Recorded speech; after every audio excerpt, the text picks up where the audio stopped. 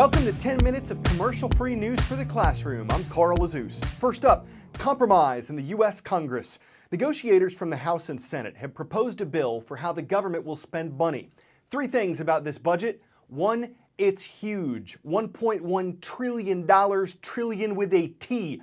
That is more than the government takes in, and it would fund the government through the end of September. Two, it's not a done deal. A House vote is expected today, a Senate one later this week, and the president would have to sign it. Three, it reportedly contains no earth-shaking changes. It'd give government workers a small pay raise. It could speed up security screenings for some airplane passengers. It would get rid of a government law banning certain light bulbs. Beyond that, this bill would set America's national and international spending priorities in the months ahead. An American working in Russia was recently kicked out of the country. Russia says he broke the law by staying illegally for 5 days in November. His case was heard in court, he was fined, and he was ordered to leave, which he did in December. He's banned from Russia for 5 years. These kinds of expulsions are common, according to the Russian government. The country says more than 500,000 people from other nations have been asked to stay out of Russia for breaking the rules. But the American, a journalist named David Satter, says he didn't.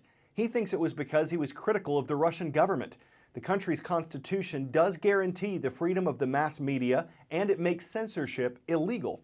But when CNN's John Vaz recently interviewed Satter, he said it was probably his speech that got him kicked out. I really don't have any theories. I've been writing about Russia for many years. I've always been critical of the Putin regime. This is nothing new. It may well be that for reasons of their own, they finally found that criticism to be more than they wanted to put up with.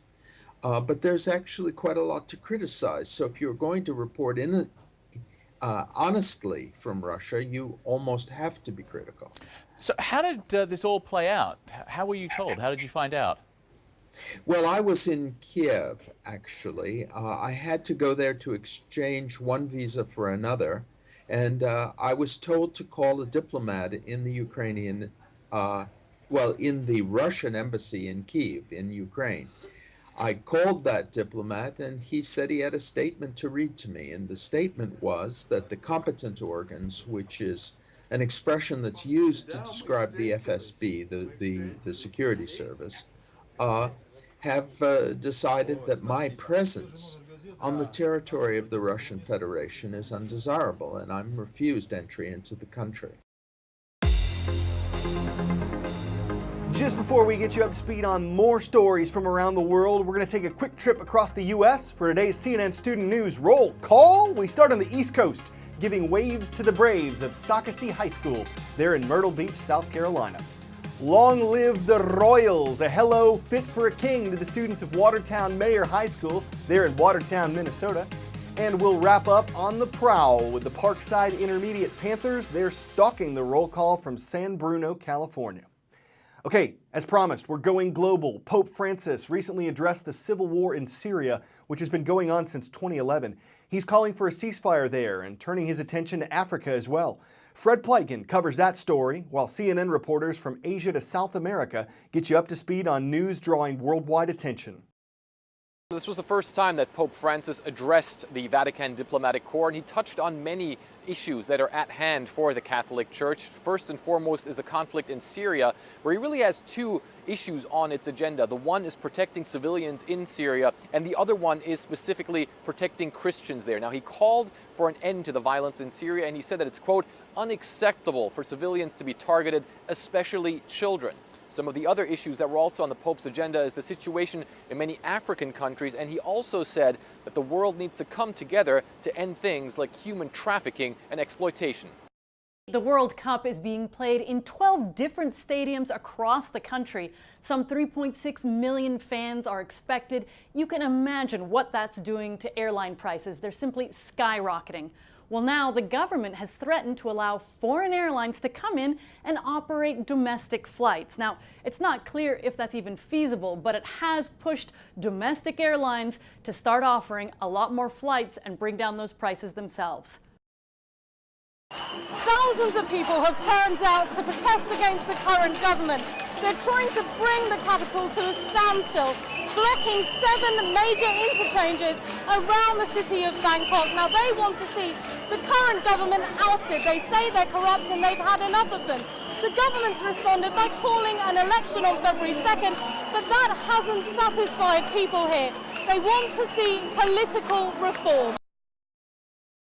Remember those terrifying scenes in James Cameron's Titanic of the ship sinking? Well, soon you could be reliving that in China. An obscure company has announced plans to build a theme park where they will build a Titanic replica with US designers so you can relive the sinking experience. At $165 million, it might seem an idea that will sink, but this film is extremely popular in China, so perhaps it's worth floating.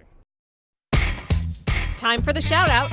In football, who is referred to as the 12th man? If you think you know it, shout it out. Is it the referees, fans, coach, or kicker? You've got 3 seconds. Go. There are 11 players on the field. The 12th man is the collective term for the fans cheering them on. That's your answer, and that's your shout out.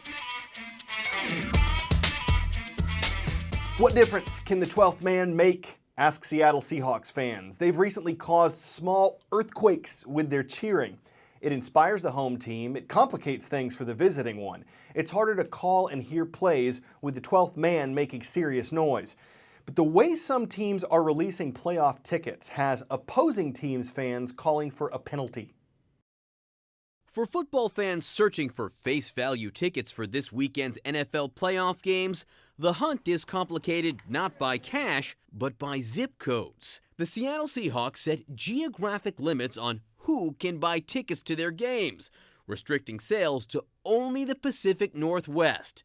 49ers fans cried foul. It's important to show our support, show our, how loud we can be up there as well. Californians will have to resort to secondary markets like StubHub or the NFL Ticket Exchange, where prices have skyrocketed into the thousands. The Seahawks aren't the only ones executing this scheme. The Denver Broncos restricted AFC Championship ticket sales to billing addresses in the Rocky Mountain region, which means New England Patriots fans are pretty upset.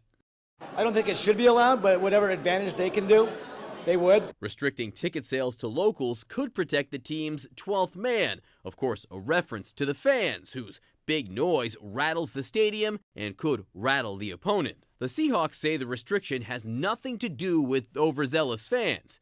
Their statement to CNN reads in part, "The reason wasn't to limit residents of California, it was to stop large ticket brokerages from manipulating the on-sale purchases through Ticketmaster and inflating the price on the secondary market." The bottom line is that these teams are companies. They have obligations to maximize their profit. So whatever went into their decision, it must benefit them in some way.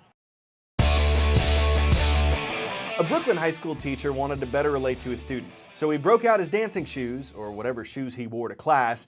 Now it starts out pretty good, a little frenetic, fancy floor footwork, but then... Okay, the teacher's lit. 2 words, wind and mill. Okay, that's one compound word, I guess, but the compound get down, captured on camera and posted on YouTube, won over the whole cafeteria and won the day. That'll ensure he gets a perfect attendance. For Dancing Teacher of the Year, the guy's a shoo-in. Students obviously loved the break and the unique spin on a teachable moment. We're going to put on our CNN student shoes again tomorrow and hope you step up for the show. I'm Carl Azus.